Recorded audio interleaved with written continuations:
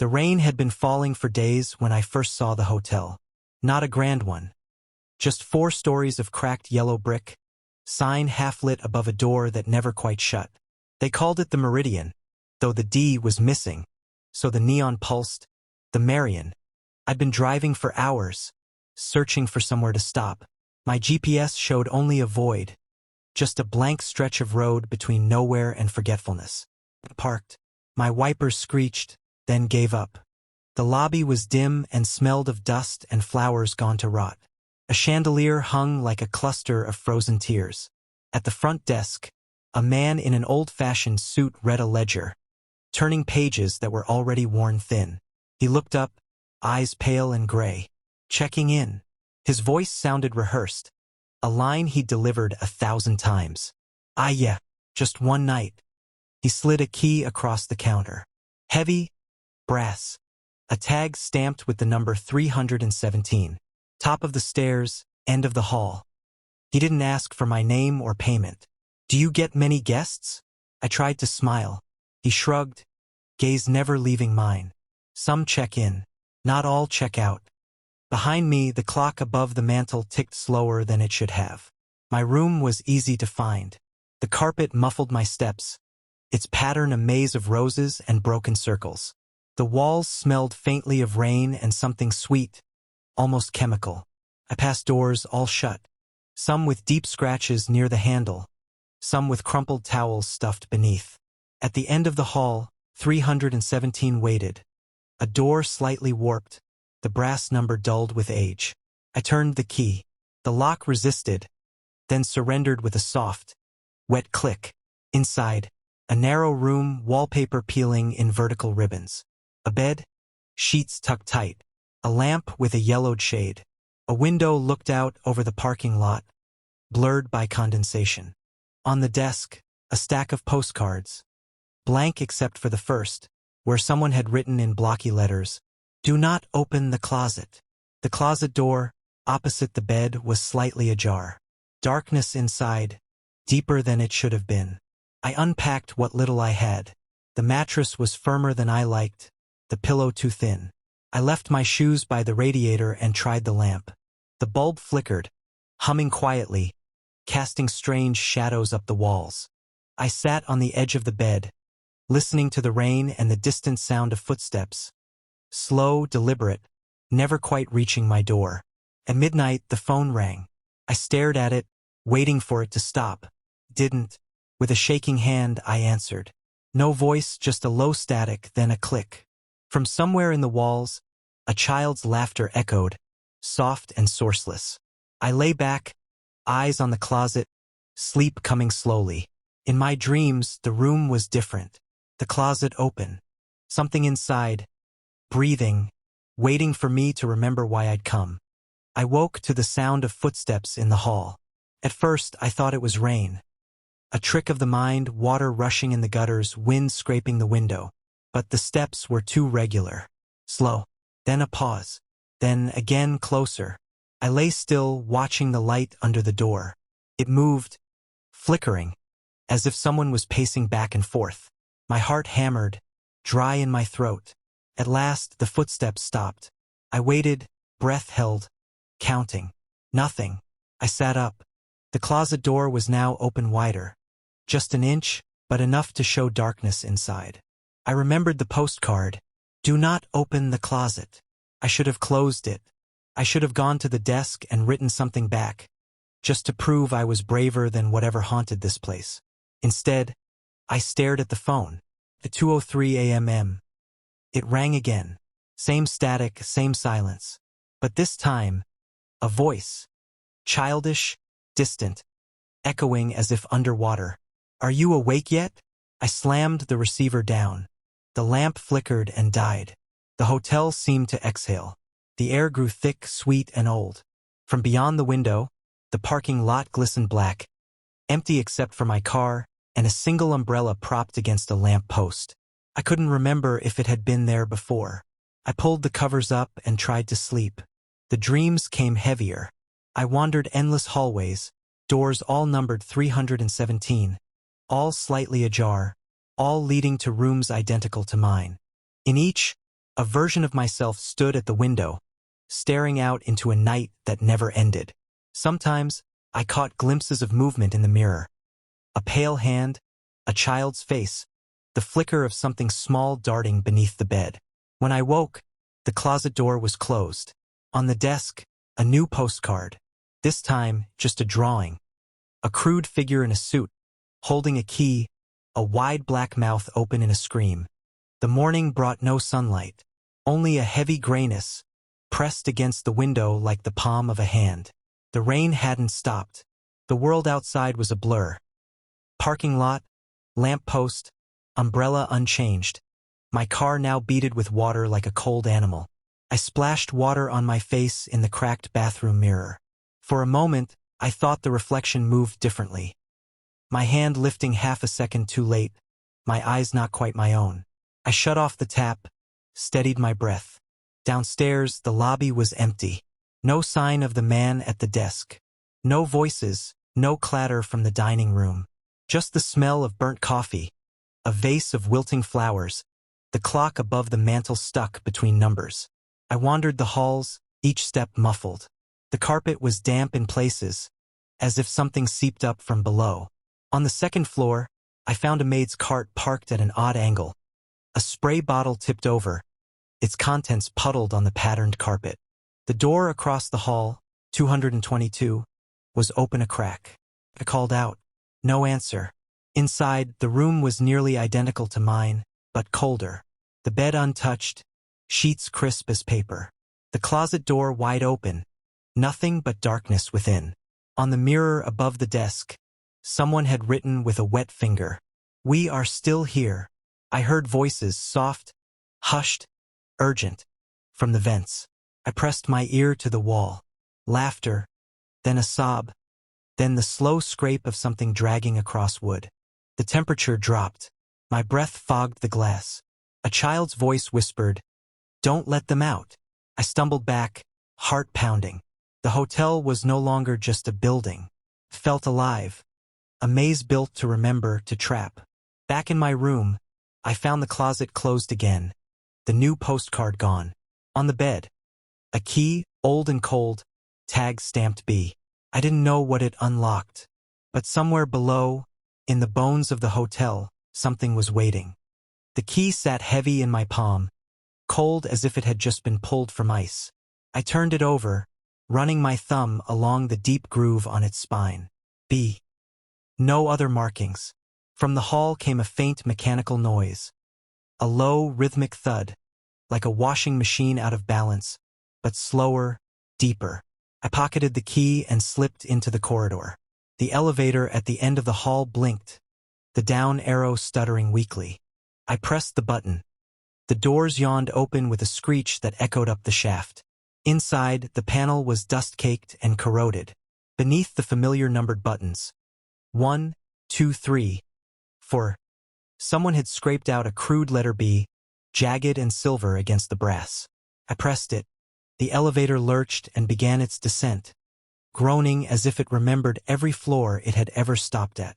The light above flickered. Sometimes the interior reflected only darkness behind me, sometimes a faint silhouette, just the suggestion of a child, or perhaps my own shape, bent and blurred. The doors opened onto a corridor colder than any above. Concrete walls sweated with condensation. Bare bulbs buzzed overhead, casting circles of weak yellow light. I followed the hall past storage rooms stacked with broken chairs, boxes of mildewed sheets, a waterlogged portrait of a wedding party, faces faded to blanks. At the far end, a door. Heavy, steel, painted black. The lock was ancient and perfectly matched my key. The door swung open easily. Beyond was a small, round chamber, stone walls, a single bulb swinging from a cord. In the center stood an old child's tricycle, rusted, one wheel missing. Etched into the concrete above the tricycle, "Don't remember." The closet door was here, too, just like upstairs, just like in every dream. It was closed, but I could feel something moving behind it, something breathing, slow and deliberate. On the floor beside the tricycle, a postcard. Some doors should never be opened twice. I knelt, breath shaking. listening to the slow pulse of the hotel above and the deeper, heavier throb beneath my feet. Behind me, the elevator chimed. Upstairs, then down, as if someone else was riding it. I was not alone down here. The door to the closet seemed to throb, swelling with every pulse of blood in my ears. I pressed my palm against it, cool, almost damp, as if it was breathing in time with the hotel. A whisper slipped through the crack, too soft to catch, more a thought than a sound. I turned the brass knob. It stuck at first, then twisted with a long, reluctant sigh. Inside, blackness. Not just dark, but a density of shadow so thick my flashlight barely made a dent. The tricycle's missing wheel lay in the corner, surrounded by footprints, small and barefoot, circling in the dust. I stepped inside. The door closed behind me, the latch clicking like a tongue. At first there was nothing but cold. Then a voice, familiar, my own, but younger, the lisp of a child frightened but stubborn. Why did you leave me here?